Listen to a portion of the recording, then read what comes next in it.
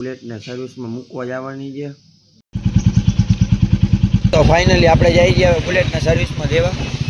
કેમ છો મારી યુટ્યુબ ફેમિલી ને આપણે ઘણા દિવસ પછી વ્લોગ લઈને આવ્યા। તો વ્લોગ માં એવું હતું કે કેમ નતા આવતો એનું કારણ એ હતું કે આપણે નાઈટ ઘણા દિવસથી કરતા હતા એટલે આખો દિવસ સુવા મોયો જતો હતો એટલે વ્લોગ નતા બનાવી શકતા।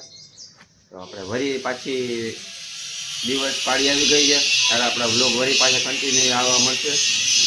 તો આપણે અટાણે સવારના પોરમાં નાહી ધોઈને થઈ ગયા રેડી અને અટાણે સોરી બપોરના 11:10 ઓછી છે। આજે એક જેવો જ સૂતો છે એટલે આપણે આજે તો સવારના પોરમાં આજે તો રજા છે શુક્રવાર છે। શુક્રવાર રજા હોય એટલે એવું નહીં કે આરામ મળશે। હજી બે ત્રણ આજે કામ છે।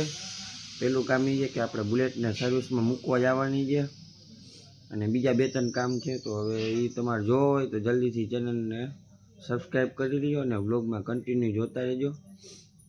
એટલે શું છે આખો દિવસ આજનો કેવો જાય છે કેવો નથી જતો, શું કામ આવે શું નહીં, અને આજે શું નવીન આવે કામમાં શું નથી આવતું બધું જોવા માટે તમે વ્લોગમાં કન્ટિન્યુ રહેજો।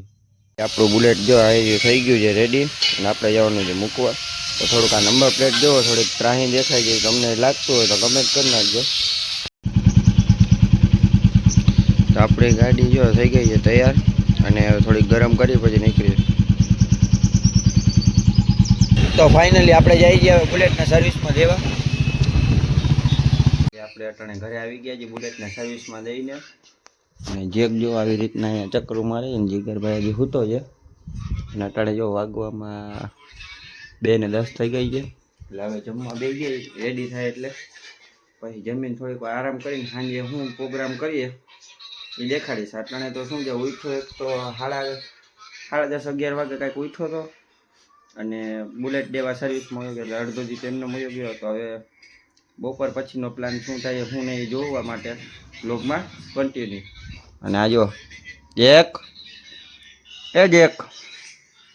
બહાર જવું છે, બહાર જવાનું નામ લે એટલે જુઓ કેટલી વાર આમ ચક્કર મારે જેક।